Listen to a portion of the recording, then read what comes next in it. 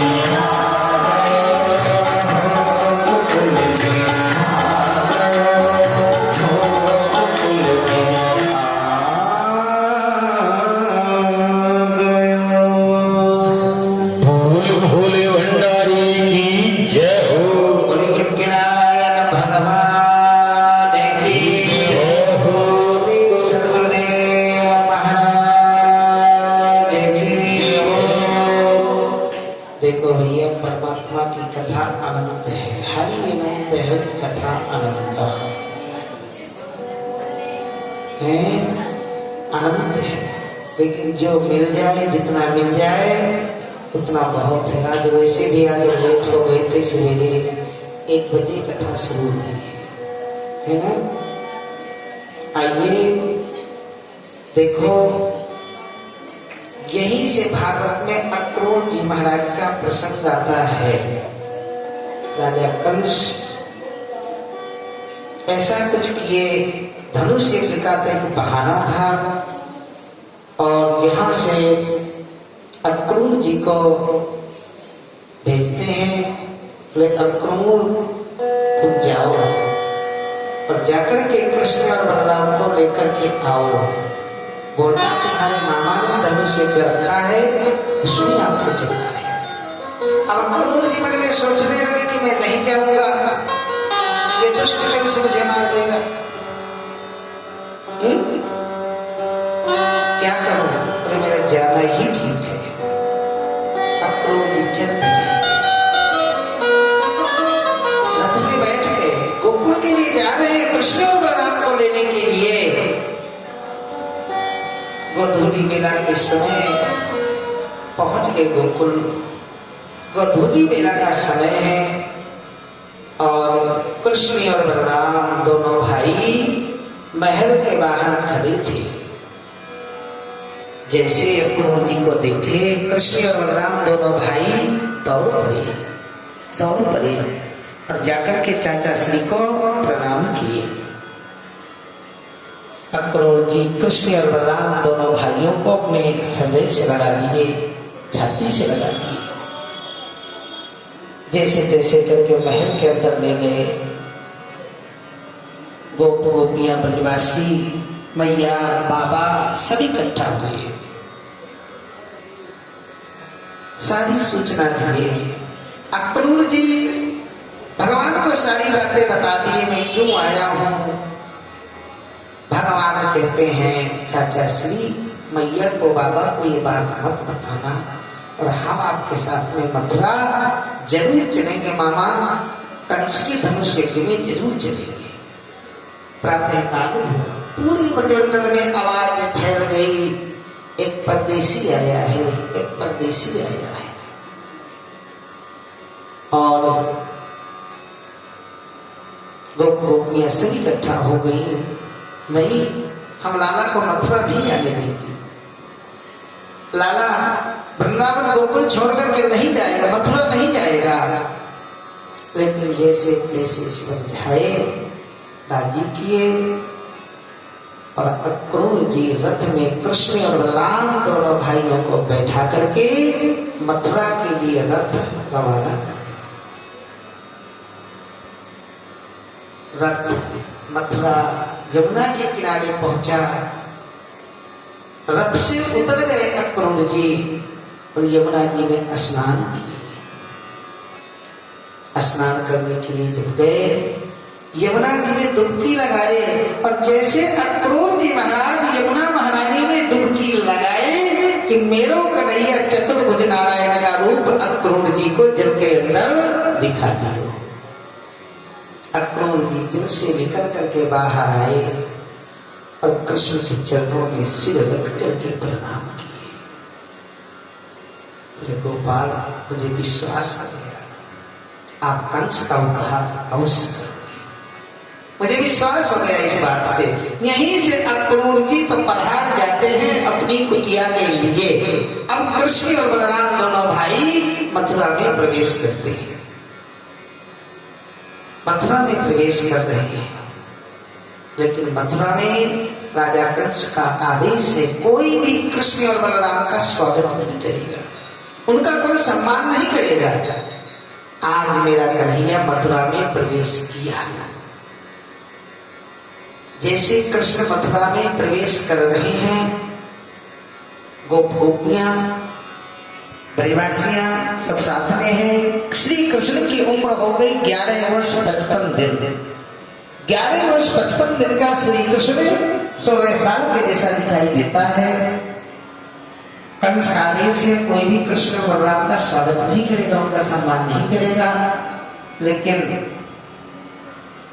देखो, जीवन में आशा करनी है, देखी आशा रखो, और वो आशा है भगवान से मिलने की, परमात्मा से मिलने की। संसार की आशाएं तो सब व्यर्थ हैं, तुच्छ हैं। आशा करनी है एक परमात्मा से मिलने की आशा करो जीवन में, बस। कंस राजा का आदेश है कि कोई भी कृष्ण और बलराम का यहाँ स्वागत और उनका सम्मान नहीं करेगा। लेकिन प्रेम जब उमड़ता है, नियम नहीं देता, बड़े बड़े बंधन खुल जाते हैं, बड़े बड़े नियम टूट जाते हैं, बड़े बड़े बंधन खुल जाते हैं। मथुरा की माताएं भगवान के ऊपर सुमन फेंक रही है, फूल फेंक रही है, पुष्प की वर्षा कर रही है। आज भगवान सबसे पहले मथुरा में गए, एक धोबी मिला, एक धोबी का भगवान यहाँ उद्धार किए। इसके बाद में एक दर्जी मिला, भगवान उसका उद्धार किए। सुदामा नाम का माली मिला, भगवान उसका भी उद्धार करते हैं जल्दी जल्दी। एक दासी मिली है, 3 जगह से टेढ़ी थी, रूप थी, सुंदर थी नहीं। भगवान उसको देखे और कहते, अरे सुंदरी तुम कौन हो? वही सुंदरी पीछे घूम करके देखी, हाथ में एक डलिया लिए थी, उस डलिया में चंदन की कटोरी और फूल माला थी। और दासी अपना परिचय दी, सुंदर थी नहीं, सुंदरी शब्द किसी ने उसको कहा नहीं, क्योंकि वो कुरूप थी। उसका नाम था कुबटी, कुब्जा। अपना परिचय दी, मेरा नाम है कुब्जा, मैं राजा कंस की दासी हूं। मेरे हाथ का घिसा हुआ चंदन राजा कंस बड़े प्यार से स्वीकार करते हैं। अब वही कुब्जा गई भगवान के मस्तक पे तिलक करती। जैसे भगवान के मस्तक पे तिलक की, भगवान उसके ठोड़ी पे जरा सा झटका दिए, वो सर्वांग सुंदरी हो गई, सर्वांग सुंदरी हो गई।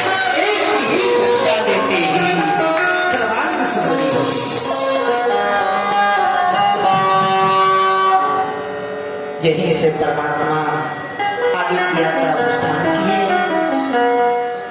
तो पीड़ नाम का हाथी मिला, भगवान उसका उद्धार किए। सल तोसल चारिक मुष्टिक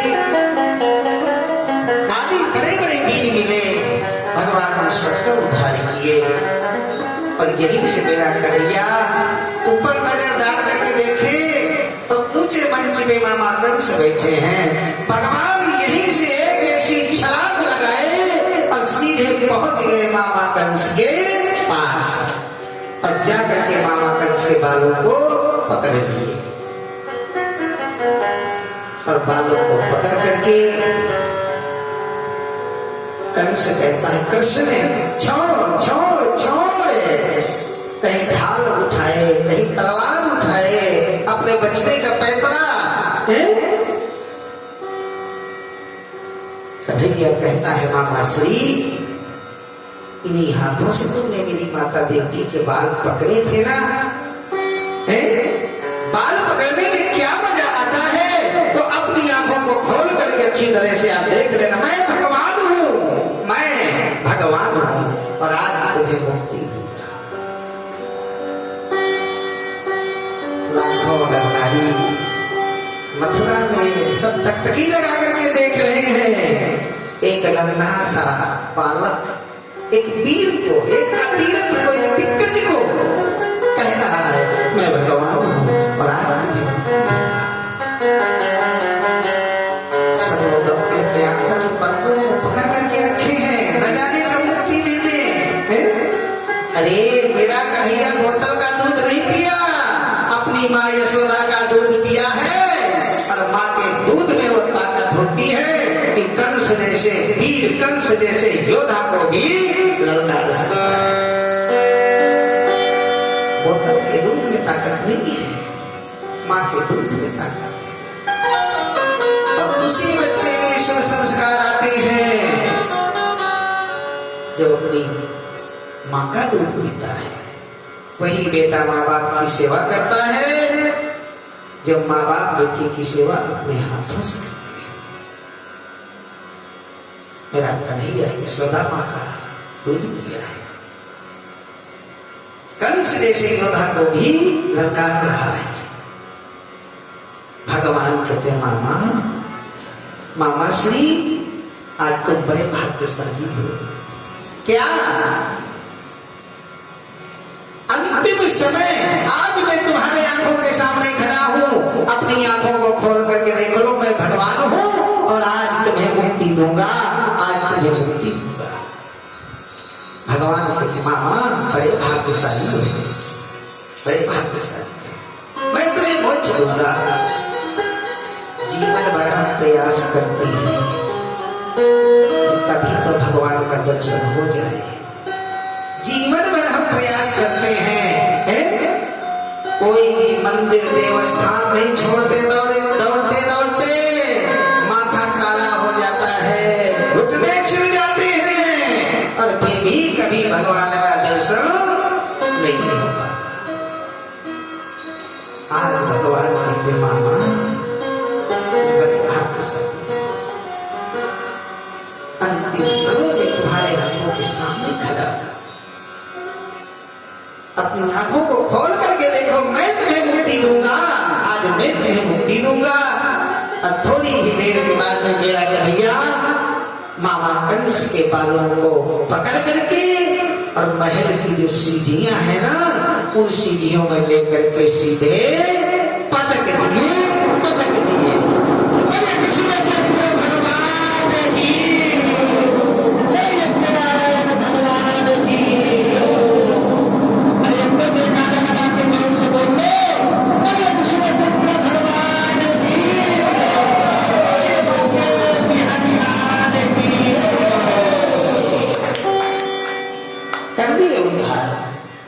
यहाँ कंस की पत्नी कुछ रोने लगी, भगवान आत्मा के प्रति जागृत कर दिए और मथुरा की जो गद्दी है अपने नाना उग्रसेन जी महाराज को अभिव्यक्त कर दी। तो यही से भगवान जाते हैं कारागार में, माता पिता जो जेल के अंदर बंद है ना, उनको बंधनों से मुक्त किए। और आज मेरा कन्हैया सिर रख करके माता पिता के चरणों में प्रणाम किया। वसुदेव जी माता देवकी मेरे कन्हैया को अपनी गोदी में ले ली। माता देवकी बार बार कृष्ण की तरफ देख रही है और मन ही मन यशोदा माँ को प्रणाम कर रही है। भेजा था 1 घंटा के लिए, एक दिन माता देवकी गिन करके रखी है। भेजा था 1 घंटे के लिए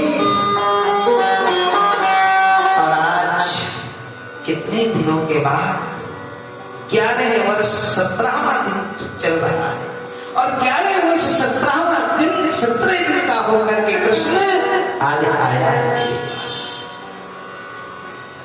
16 साल का जैसा मेरा कृष्ण दिखाई दे रहा है। वसुदेव जी महाराज जब लेके गए थे ना दरिया में, 1 घंटे के लिए गोकुल के लिए लेके गए थे। 11 वर्ष 17वां दिन आज चल रहा है। फिर भी 16 साल के जैसा मेरा कन्हैया दिखाई देता है। देवकी माता इतना प्यार नहीं कृष्ण को दे सकती है, इतना प्रेम नहीं दे सकती है। नंद बाबा ब्रजवासी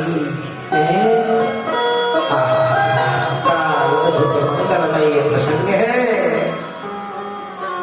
यहीं से भगवान ब्रजवासियों को, नंद बाबा को, माँ को, सबको भेज देते हैं। ब्रजवासी कहते हैं लाला कन्हैया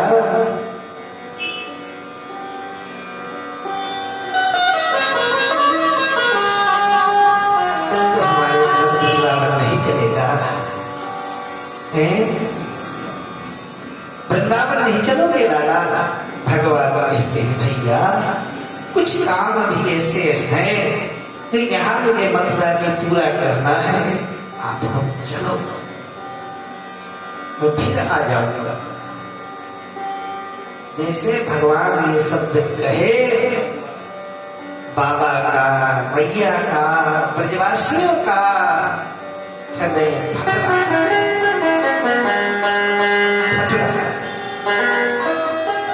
जा रहे हैं, देखते देखते कृष्ण को रो रहे हैं, जा रहे हैं। क्या उन ब्रजवासियों के दिल में बीता है? ब्रजवासी कहते हैं हमारे साथ वृंदावन चलो, गोकुल चलो, लेकिन भगवान 2 ही टूक कर दिए, कुछ और कुछ काम करना है, आप लोग चलो, मैं फिर आऊंगा। सुनो, श्री कृष्ण जब तक ब्रज में रहे,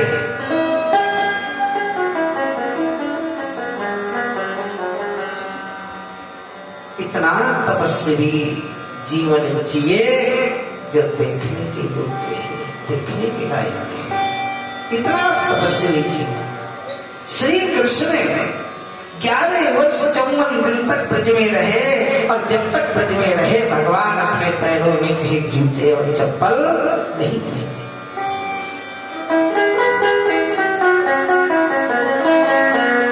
श्री कृष्ण जब तक ब्रज में रहे सिले हुए कपड़े नहीं पहने। भैया यशोदा यदि अच्छे अच्छे रेशमी वस्त्र पहरा भी देना तो खोल करके फेंक देते थे। हमारे ब्रज के सूरदास जी महाराज कहते हैं काली कंबलियों को बलोड़ी को भैया काली कंबलियां इनको अच्छी लगती है।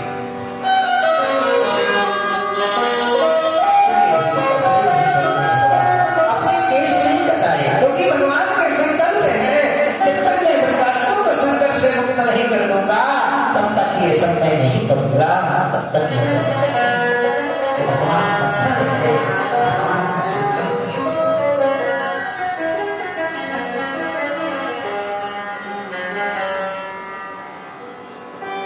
और भगवान भी यही सोचते थे यदि आज मैं रेशमी कपड़े पहन कर ब्रजवासियों के साथ में रहूंगा ना तो ये ब्रजवासी मुझे क्या कहेंगे, मेरे बड़े बाप का बेटा है, हमारे साथ में रह करके, हमारे बीच में रह करके इतने अच्छे अच्छे कपड़े पहन करके ये रह रहा है, ये बड़े बाप का बेटा है। और भगवान का प्रण है कि जब तक मैं ब्रजवासियों को संकट से मुक्त नहीं कर दूंगा कुछ नहीं करूंगा। ये भगवान का प्रण है।